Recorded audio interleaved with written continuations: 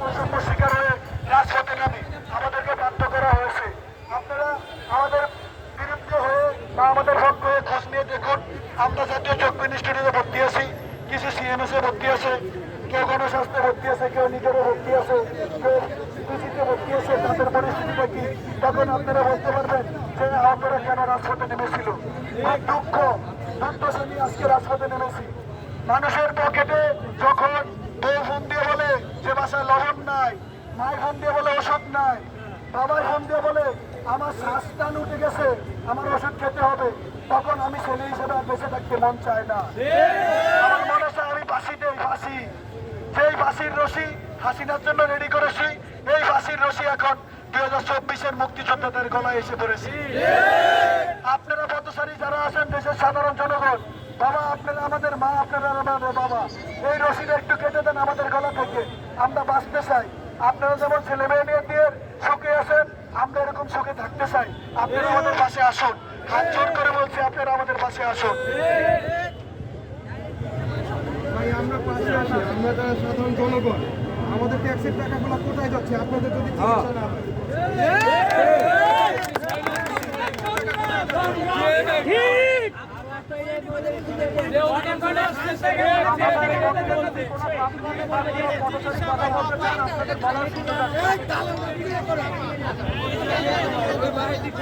আমাদের পক্ষে যদি কেউ কথা বলতে চান আমাদের এখানে চলে আসুন, আপনাদের বক্তব্য আমরা শুনতে চাই।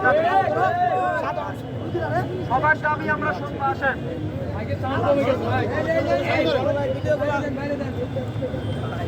আসসালামু আলাইকুম।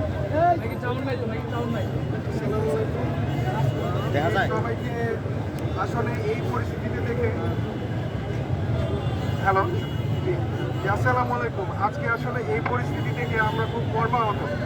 এই জুলাই আগস্ট গণ অভ্যুত্থানে যারা ছিল আমাদের ভাইয়েরা, আমাদের যারা ভাইয়েরা গণ অভ্যুত্থানের সাথে জড়িত ছিল, আমরাও ছিলাম, হয়তো সামনে ছিলাম, কেউ হয়তো পিছে ছিল, আমরা সবাই আপনাদের যে এই যে এখন যে অবস্থা, এটার জন্য আমরা খুবই মর্মাহত এবং খুবই দুঃখিত।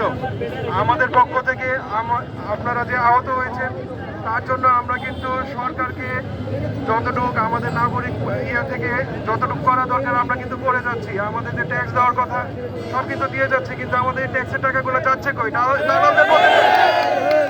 দালালদের পকেটে। এই যে সিঙ্গাপুর থেকে, চায়না থেকে ডাক্তার আনে, এগুলা কি কারো বাসা বিক্রি করে আনে? তা তো আনে না, আমাদের ট্যাক্সের টাকা দিয়ে আনে। কিন্তু আমরা যারা জনগণ আছি, আমাদেরও সরকারের কাছে প্রশ্ন, এই যে আমাদের টাকাগুলো কিভাবে ব্যবহার হচ্ছে? খালি সংস্কার, কিসের সংস্কার? আগে তো আমার ভাইয়েরা যারা দেশে আমাদের জন্য আবার স্বাধীনতা এনে দিয়েছে, যারা রক্ত দিয়েছে, তাদের আগে সংস্কার করুন, তাদের সংস্কার করুন। আমরা আপনাদের সাথে আছি, আমাদেরকে কি করতে হবে সেটা বলেন, আমাদের কি করতে হবে সেটা বলেন। আমাদের পজিশন থেকে আমরা যা করার সবই করছি।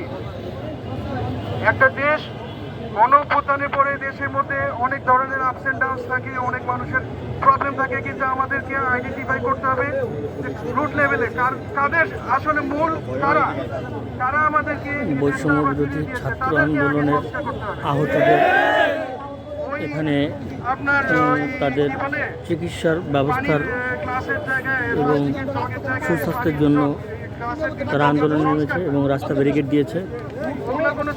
5 আগস্ট শেখ হাসিনা সরকার পতনের পরে যেসব অভ্যুত্থানকারী আহত হয়েছেন তারা এখনও হাসপাতালের বেডে কাতরাচ্ছেন, কিন্তু তাদের ঠিকমতো ঠিকমতো দেখাশোনা না করার কারণে তারা আজকে বাধ্য হয়ে রাস্তায় নেমে রাস্তা ব্যারিকেড করেছে। তারই এক অংশ। তো আপনারা যারা উপদেষ্টারা আছেন তাদের কাছে একজন নাগরিক হিসেবে আমার এবং আমরা যারা এখানে আছি, আজকে যে রাস্তায় আমরা